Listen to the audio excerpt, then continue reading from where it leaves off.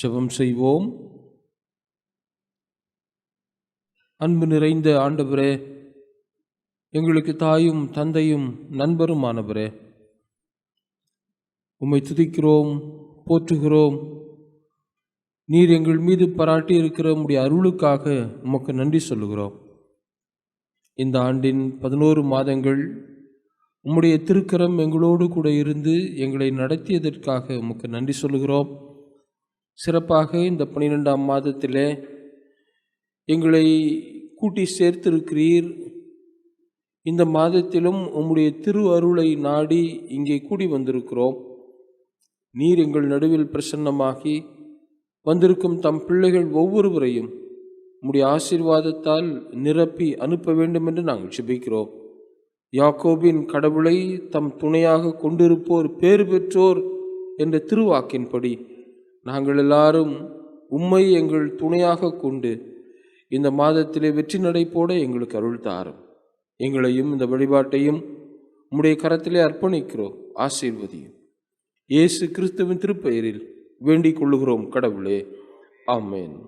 அன்பார்ந்த இறைமக்களே, உங்கள் எல்லோரையும் ஆண்டவர் இயேசு கிறிஸ்துவனுடைய திருப்பெயராலே நான் வாழ்த்துகிறேன்.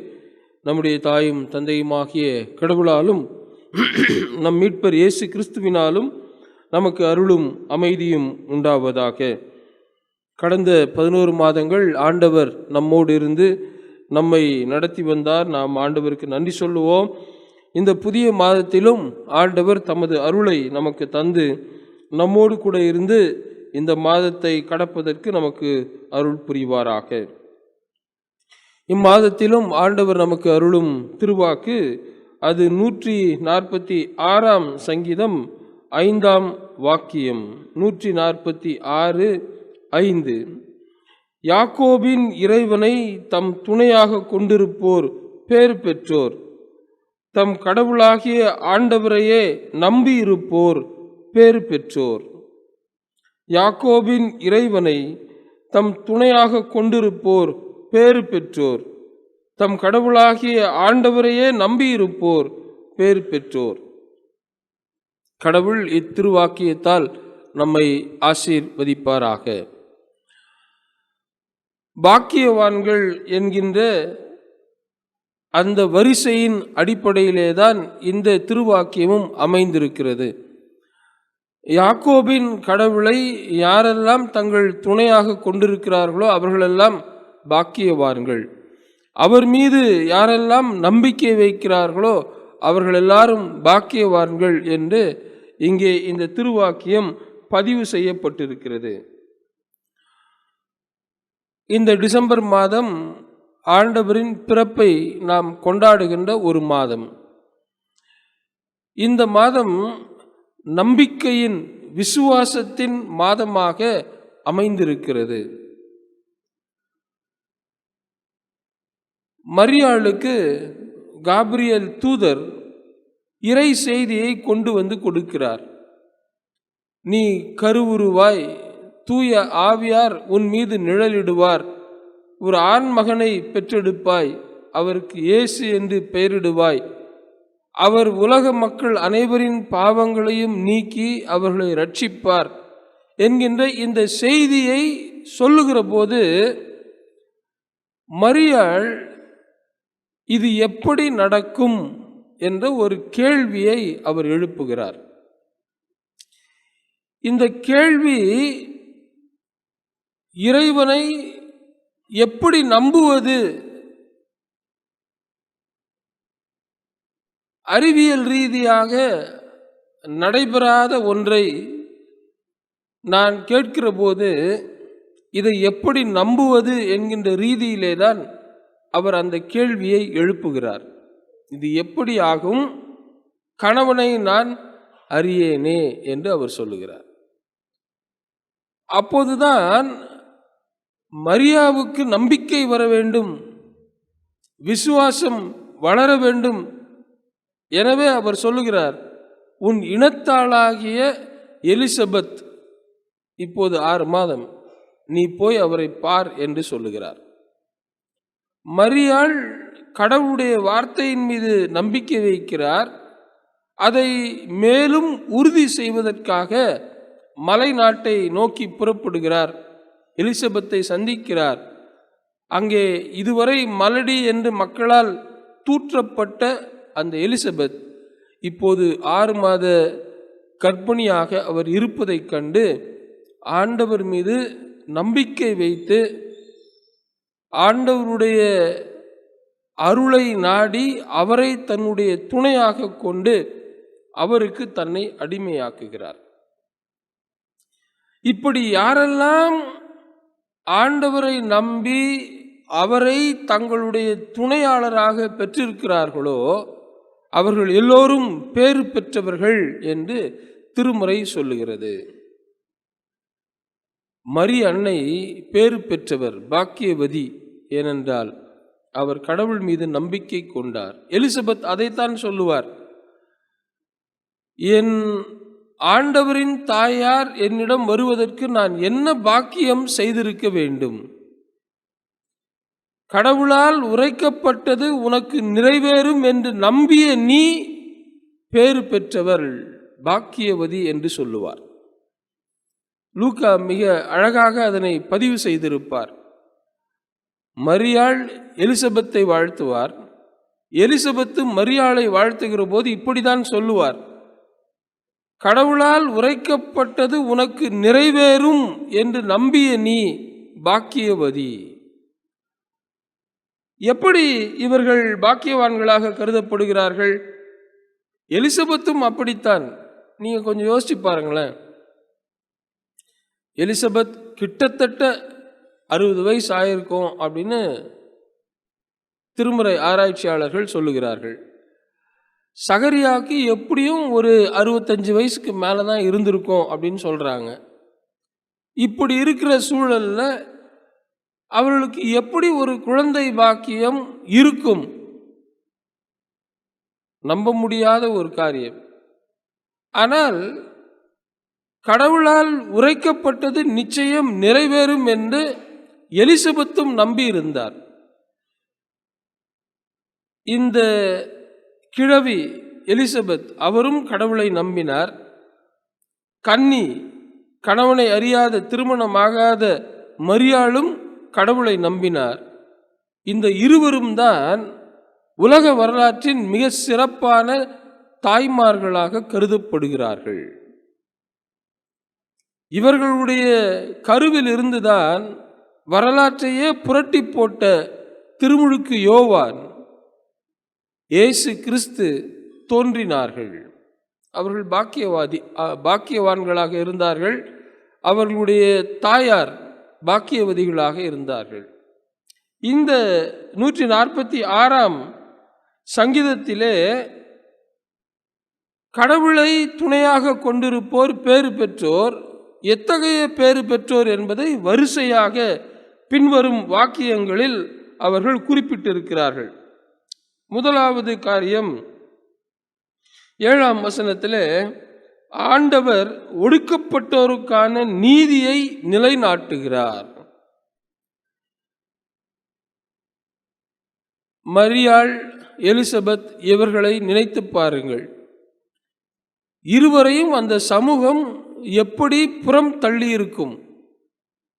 மலடி, நீ மலடி, நீ மலடி என்று நித்தமும் மனம் நோகடித்திருப்பார்கள் எலிசபெத்தை. கன்னி கருவுற்ற செய்தி கேள்விப்பட்டவுடன் இவரை கல்லெறிந்து கொல்ல வேண்டும், இவரை கல்லெறிந்து கொல்ல வேண்டும் என்று அந்த சமூகம் அவரை நித்தமும் வசைபாடி இருக்கும் மரியாளை. ஆனால் கடவுள் அவர்களுடைய வாழ்வில் தன்னுடைய நீதியை அவர் நிலைநாட்டினார். அப்படியானால் யாரெல்லாம் இந்த யாக்கோபின் கடவுளை துணையாக கொண்டிருக்கிறார்களோ, அவர் மீது நம்பிக்கை வைக்கிறார்களோ, அவர்கள் எந்த நிலையில் இருந்தாலும் கடவுள் அவர்களுக்கு நீதி செய்வார். இரண்டாவது காரியம் அதே வாக்கியத்தில் இருக்கிறது, பசித்திருப்போருக்கு உணவளிக்கிறார். உணவளிக்கிறார் அப்படின்றது அவரே நம்மை வழிநடத்துகிறார், பொறுப்பேற்றிருக்கிறார், நமக்கு தாயும் தந்தையுமாக இருக்கிறார் என்பதை இது சுட்டி காட்டுகிறது. குழந்தைகள் வெளியில் விளையாடி விட்டு வீட்டிற்கு திரும்பின உடனே பெற்றோர் கேட்கிற முதல் கேள்வி என்ன?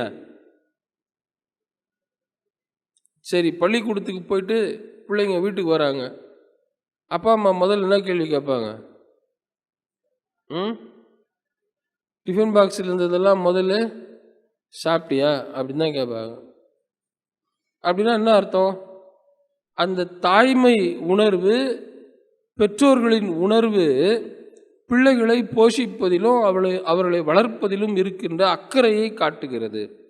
இங்கேயும் பசித்திருப்போருக்கு அவர் உணவளிக்கிறார் என்பது கடவுள் இத்தகைய பெற்றவராம் நிலையில் இருந்து மருமக்களை அவர் பாதுகாக்கிறார், அவர் போஷிக்கிறார் என்பதை இங்கே இந்த திருவாக்கியம் நினைப்பூட்டுகிறது.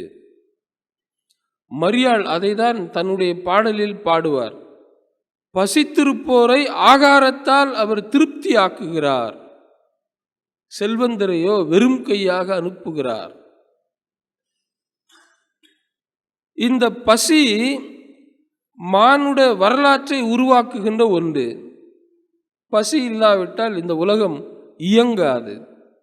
அப்படியானால் இந்த உலகத்தை எல்லாம் இயக்குகின்ற கடவுள் தம் மக்கள் யாரெல்லாம் உணவின்றி இருக்கிறார்களோ அவர்களையெல்லாம் பெற்றோரை போல கண்ணோக்கி பார்த்து அவர்களுக்கு அவர் உணவளிக்கிறார். இஸ்ரேல் மக்களுடைய அனுபவமே உணவின் வழியாகத்தான் அவர்களுக்கு கிடைத்தது. ஒன்று விடுதலை, மற்றொன்று உணவு. அந்த 40 ஆண்டுகளும் அவர்கள் உழைக்கவில்லை, அதற்கான எந்த முயற்சியும் செய்யவில்லை. ஆனால் அவர்களுடைய பசி ஆற்றப்பட்டது. வானத்தின் மன்னாவால் அவர்களை போஷித்தார். சீடர்களுக்கும் அதே அனுபவத்தை தான் தருகிறார். எல்லாவற்றையும் விட்டுவிட்டு நாங்கள் உம்மை பின்பற்றினோமே என்று சொல்லுகிற போது, ஒன்று நிலைவாழ்வு உங்களுக்கு உண்டு, மற்றொன்று வேலைக்காரன் தன் கூலிக்கு பாத்திரனாக இருக்கிறான். நீங்கள் ஊழியத்தை செய்யுங்கள், உங்களுக்கு உணவு தானாக வந்து சேரும் என்று அவர் சொல்லுகிறார். இவர்கள் பாக்கியவான்கள், ஏனென்றால் கடவுளே அவர்களை போஷிக்கிறார். மூன்றாவது, சிறைப்பட்டோருக்கு விடுதலை அளிக்கிறார். இயேசு கிறிஸ்து தன்னுடைய ஊழியத்தை துவங்குகிற போது நாசரேத் ஊரில் ஒரு அறிக்கை வெளியிடுகிறார். அந்த அறிக்கையில் இதைதான் அவர் சொல்லுவார்: தூய ஆவியார் என் மீது இருக்கிறார். நிறைய சொல்லிட்டு இதை சொல்லுவார்: சிறைப்பட்டோருக்கு விடுதலை அளிக்கவே அவர் என்னை அபிஷேகித்திருக்கிறார் என்று சொல்லுவார். சிறை என்று சொன்னால் நாம் கைதிகளை அடைக்கின்ற சிறை என்று நாம் நினைத்து கொள்ளக்கூடாது. நம்முடைய வாழ்வில் எதிலெல்லாம் நாம் அகப்பட்டு கைதிகளாக இருக்கிறோமோ அவையெல்லாம் நமக்கு சிறைதான். இன்றைய நவீன சிறை என்ன சொல்லுங்க பார்க்கலாம்? இன்றைய காலத்து நவீன சிறை, ஆமாம், வாட்ஸ்அப்பு, அப்புறம் இன்ஸ்டாகிராமு, ஃபேஸ்புக்கு. ஒரு வாலிபர் ஒருவர் சொல்லுகிறார்: ஐயா, இதை பார்க்கக்கூடாதுன்னு தான் நான் நினைக்கிறேன். சரி, எனக்கு என்ன தகவல் பரிமாறப்பட்டிருக்கிறது என்பதை நான் பார்க்க வேண்டாமா அப்படி இன்ஸ்டாகிராமில் போனால், ஃபேஸ்புக்குள்ளே போனால் நேரம் போகிறதே தெரில. திடீர்னு மணியை பார்த்தா 1 மணி நேரம் சென்றிருக்கிறது. ஐயோ, இவ்வளோ நேரம் ஆயிடுச்சான்னு அதுக்கப்புறமா தான் தெரியுது அப்படின்னு சொல்கிறார். இவைகளெல்லாம் நம்மை சிறைப்படுத்தும் நவீன சிறைகள். பல்வேறு சிறைகளில் இன்றைக்கு மக்கள் சிக்கி தவிக்கிறார்கள். இத்தகைய சிறையிலெல்லாம் யார் அகப்பட்டு இருக்கிறார்களோ அவர்களெல்லாம் கடவுள் விடுவிப்பாராம். யாரெல்லாம் அவர் மீது நம்பிக்கை வைத்து, இறைவா என்னை இந்த சிறையிலிருந்து விடுதலை செய்யும் என்று அவரை நோக்கி கூப்பிடுகிறார்களோ அவர்கள் எல்லோருக்கும் இறைவன் விடுதலையை அருளி செய்கிறார். யாக்கோபின் கடவுளை துணையாக கொண்டிருப்போர் பேறு பெற்றோர். ஏனென்றால் கடவுள் அவர்கள் வாழ்வில் நீதியை நிலைநாட்டுவார். இறைவன் அவர்கள் வாழ்வில் போஷிப்பார். இறைவன் அவர்கள் சிறையிருப்பை எல்லாம் மாற்றி அமைத்திடுவார். நான்காவதாக 8ஆம் வாக்கியத்திலே ஆண்டவர் பார்வையற்றோரின் கண்களை திறக்கிறார். பார்வை அற்றவர்கள் என்று சொன்னால் இந்த சமூகத்தில் நடக்கின்ற அவலங்களை எல்லாம் பார்க்க முடியாமல் இருக்கின்ற கண்கள், அவையெல்லாம் குருட்டு கண்கள் தான். இயேசு கிறிஸ்துவனுடைய கண்கள் பார்வை பெற்றிருந்தது. அப்படியானால் என்ன பொருள்? அன்றைக்கு இருந்த சமூக அவலங்களை எல்லாம் பார்க்கவும், தம் சீடர்கள் குருடாய் இருக்கின்ற போது அவர்களுக்கு பார்வை கொடுக்கவும் அவர் இந்த உலகத்தில் வந்தார். எப்படி? ஒரு எடுத்துக்காட்டு வழியாக இதனை நாம் விளங்கிக் கொள்ளலாம். ஜெப ஆலயத்திலே இருக்கிறார். அங்கே சூம்பின கையை உடையவர் ஒருவர் இருக்கிறார். அவரை பார்த்து உனக்கு நலம் உண்டாவதாக என்று சொல்லுகிறார். அவருடைய கை மறுகையை போல ஆயிற்று. அது ஓய்வு நாள். ஜெபாலயத்திற்கு செல்லுகிறார். 18 ஆண்டுகளாக கூனியாக இருக்கிறார். இயேசு அவருக்கு நலம் கொடுக்கிறார். அங்கு இருக்கிறவர்கள் எல்லாரும் குருடர்களைப் போல இருக்கிறார்கள். அந்த ஜெப ஆலய தலைவனும் குருடு நிறைந்தவராய், பார்வை அற்றவராய் சொல்லுகிறார், 6 நாள் இருக்கிறதே, ஏன் ஓய்வு நாளில் வந்து உங்களை நலமாக்கி கொள்ளுகிறீர்கள் என்று சொல்லி. சமூகத்தில் இருக்கின்ற அவலங்களை பார்க்க முடியாதபடி ஜெப ஆலய தலைவனின் கண்களும் குருடாக இருந்த நிலையிலேதான் இயேசு அங்கே எல்லோருக்கும் பார்வையை அவர் தெளிவுபடுத்துகிறார், பார்வையை கொடுக்கிறார். ஓய்வு நாளுக்காக மனிதன் உண்டாக்கப்படவில்லை, மனிதனுக்காகத்தான் ஓய்வு நாள் உண்டாகி இருக்கிறது என்று சொல்லி அவர் விளக்கங்களை அளிக்கிறார். அதற்கு பிற்பாடுதான் எல்லோரும் பார்வை பெற்றுக் கொள்ளுகிறார்கள்.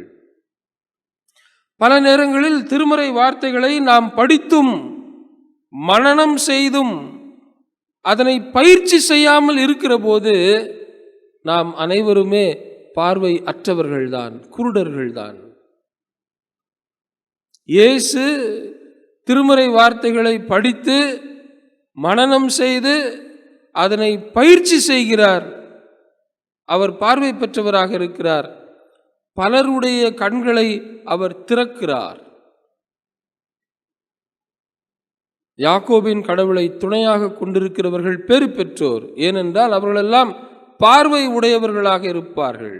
இந்த சமூகத்தில் நடக்கின்ற அவலங்களை எல்லாம் கண்டு அதற்கு தீர்வு காணுவார்கள். கடவுளுடைய வார்த்தையை புரிந்து கொண்டு அதனை சமூகத்திலே பயிற்சி செய்வார்கள். 5ஆவதாக அதே 8ஆம் வாக்கியத்தில் இருக்கிறது, தாழ்த்தப்பட்டோரை உயர்த்துகின்றார். மரியாள் தன்னுடைய பாடலில் மிக அழகாக சொல்லுவார், இதோ அடிமையின் தாழ்மையை கண்ணோக்கினார். பாருங்க, ஏன் அப்படி சொல்றாரு? அன்றைய சமூகம் அடிமைகளை நோக்கி பார்க்காத ஒரு சமூகம். கிரேக்க சாம்ராஜ்யம் மிகப்பெரிய சாம்ராஜ்யம். அதனை கவிழ்த்து போட்டுத்தான் மகா அலெக்சாண்டர் தன்னுடைய சாம்ராஜ்யத்தை நிறைவேற்றுகிறார். ரோம சாம்ராஜ்யம் பெருகியிருக்கின்ற சூழலில் அடிமைகளுக்கு உரிமைகள் இல்லை, அவர்களை பற்றி நினைப்பவர்கள் யாரும் இல்லை, அவர்களை நோக்கி பார்க்கின்ற முகங்கள் எதுவும் இல்லை. அப்படிப்பட்ட சூழ்நிலையிலேதான் இந்த மரியாள் கடவுள் தன்னை நோக்கி பார்த்ததை எண்ணி பார்த்து அடிமையின் தாழ்மையை அவர் கண்ணோக்கினார் என்று சொல்லுகிறார். தாழ்த்தப்பட்டவரை உயர்த்துகிறார் நம் ஆண்டவர். நம்முடைய வாழ்வில் நாம் எந்த நிலையிலே குறைவுபட்டு இருந்தாலும் தாழ்த்தப்பட்டு இருந்தாலும் கடவுள் யாரெல்லாம் தம்மை துணையாக கொண்டிருக்கிறார்களோ அவருடைய வாழ்க்கையை எல்லாம் அவர் உயர்த்துவாராம். திருமறையில் பலர் அதற்கு சாட்சிகளாக இருக்கிறார்கள். யோசேப்பு தானியேல். இவர்கள் இருவருமே சிறப்புக்குரியவர்கள். ஏனென்றால் அந்நிய நாட்டில் அடிமைகளாக சென்றவர்கள். அந்நிய நாட்டில் அடிமைக்கு உரிமை இருக்குமா, வாய்ப்பு இருக்குமா? ஆனால் அவர்கள் யாக்கோபின் கடவுளை துணையாக கொண்டிருந்தார்கள். கடவுள் அவர்களை உயர்த்தி எல்லோருக்கும் முன்பாக மேன்மைப்படுத்தி அவர்களை அநேகருக்கு ஆசீர்வாதமாக வைத்தார். யாக்கோபின் கடவுளை துணையாக கொண்டிருப்போர் பேறு பெற்றோர். ஏனென்றால் கடவுள் அவர்களை உயர்த்துவார். 6ஆம் ஆசி, நீதிமான்களிடம் அன்பு கொண்டுள்ளார். யாரெல்லாம் இந்த யாக்கோபின் கடவுளை தங்கள் துணையாக கொண்டிருக்கிறார்களோ அவர்கள் அநீதியின் பாதையில் ஒருபோதும் செல்ல மாட்டார்கள். அவர்கள் நீதியின் பாதையில் செல்லுவார்கள். யார் நீதியின் பாதையில் செல்லுகிறார்களோ அவர்கள் மீது கடவுள் மிகுந்த அன்பு கொண்டுள்ளார். பேரன்பு அவர்களுக்கு காட்டுவார். ஆபிரகாமை குறித்து எபிரேயர் புத்தகத்திலே போடப்பட்டிருக்கிறது. ஆபிரகாம் கடவுளை நம்பினார், அது அவருக்கு நீதியாக எண்ணப்பட்டது. அப்படியானால் சிந்தித்து பாருங்கள், யார் கடவுளை நம்பி வாழுகிறார்களோ அவர்கள் நீதியின் வழியில் தான் நடப்பார்கள். கடவுள் அவர்களுக்கு தம் பேரன்பை காட்டுவார். அதனால தான் சங்கீதக்காரன் தாவீதும் சொல்லுவார், ஆண்டவரே உமது நல்ல ஆவி என்னை செவ்வையான வழியில் நடத்தட்டும் என்று சொல்லுவார். என்னை நீதியின் பாதையில் நடத்திடும் என்று அவர் சொல்லுவார். யாக்கோபின் கடவுளை துணையாக கொண்டிருக்கின்ற நாமும் இந்த நீதியின் பாதையில் வாழ நடக்க நாம் அழைக்கப்படுகிறோம். அப்படி நீதியின் பாதையில் நாம் நடக்கின்ற போது கடவுள் 1000 தலைமுறை மட்டும் தமது பேரன்பை நமது வாழ்வில், நமது வழிமரபில், சந்ததியில் அவர் விளங்க பண்ணுவார். 7வது ஆசி 9வது வாக்கியத்திலே, ஆண்டவர் அயல் நாட்டினரை பாதுகாக்கிறார். இதுதான் ரொம்ப சிறப்புக்குரிய ஒரு பகுதி இந்த சங்கீதத்தில். இதுவரை நாம் கேட்ட அந்த ஆசிகள் எல்லாம் இஸ்ரேல் மக்கள் தங்களுக்குரியதாக அவர்கள் நினைத்து கொண்டார்கள். ஆகவேதான் இந்த சங்கீதக்காரர் எழுதுகிறார், எப்பா உனக்கு மட்டும் கடவுள் துணையாக இருந்து இந்த காரியத்தை எல்லாம் செய்வது இல்லை. அயல் நாட்டவர் என்று சொன்னால் வேற்று இனத்தார், பிற இனத்தார், யாரெல்லாம் கடவுளை நம்பி இப்படி நீதியின் வழியில் நடக்கிறார்களோ அவர்கள் எல்லோருக்கும் கடவுள் தனது ஆசீர்வாதத்தை தருகிறார். அவர்கள் எல்லோரையும் கடவுள் பாதுகாக்கிறார் என்று அவர் எழுதுகிறார். சாலமோன் மிகுந்த ஞானி. அவருடைய ஞானம் எதில் வெளிப்பட்டதாம்? அந்த ஆலயத்தை இறை ஒப்படைப்பு செய்கின்ற போது அவர் இப்படி ஒரு இறைவேண்டல் செய்வார், ஒரு பெரிய இறைவேண்டல். அந்த இறைவேண்டலிலே அவர் நிறைவு செய்கிற போது இப்படியும் அவர் ஜெபிப்பார், ஆண்டவரே இஸ்ரேல் மக்கள் மட்டுமல்ல, வழிப்போக்கர்கள், வெளிநாட்டவர், அடிமைகள் யாராயிருந்தாலும் இந்த ஆலயத்தை நோக்கி பார்த்து இறைவா எனக்கு இறங்கும் என்று சொல்லுகிற போது நீர் உம்முடைய செவிகளை சாய்த்து அவர்கள் குரலுக்கு செவி கொடுத்து அவர்களுக்கு நீர் வாழ்வு அளிப்பீராக என்று அவர் சொல்லி ஜெபிப்பார். இஸ்ரேல் மக்கள் அயல் நாட்டவர் மீது, பிறர் மீது இரக்கமும் கரிசனையும் கொண்டு வாழ வேண்டும் என்பது அவர்களுக்கு கடவுளால் கொடுக்கப்பட்ட மாபெரும் கட்டளை. உபாகமம் புத்தகத்திலே, யாத்திராகம் புத்தகத்திலே எல்லாம் ஒரு வசனம் அப்படியே அடிக்கோடிட்டு வச்சுக்கணும். நாம என்ன வசனம்? ஆண்டவர் அவர்களுக்கு சொல்லுவார், நீங்கள் எகிப்தில் அடிமையாயிருந்ததை மறந்து போகாதிருங்கள் என்று சொல்லுவார்.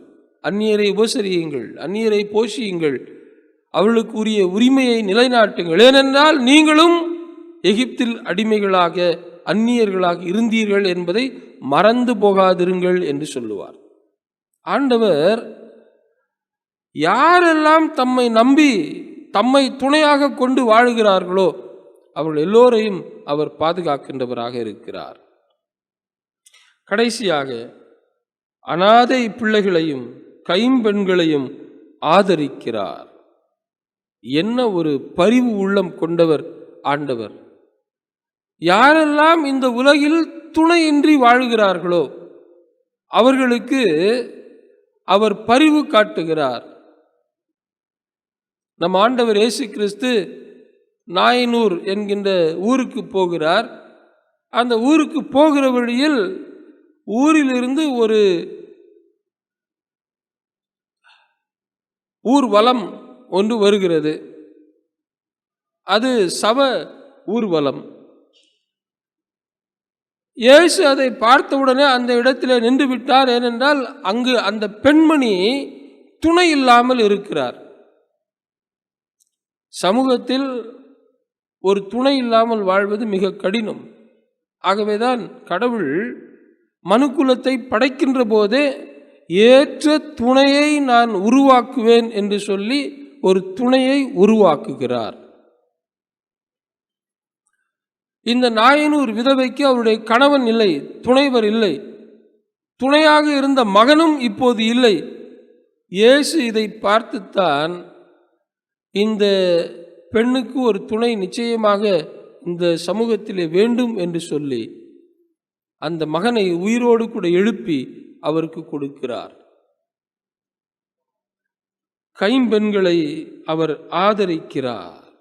யாக்கோபை துணையாக கொண்டிருக்கிற, அவர் மீது நம்பிக்கை வைத்திருக்கிற மக்களுக்கு இந்த 8 விதமான ஆசிகளை ஆண்டவர் அருளுகிறார். இதையெல்லாம் நேற்று இரவு தியானித்து கொண்டிருக்கிற போது எனக்கு ஒன்றும் தெரியல.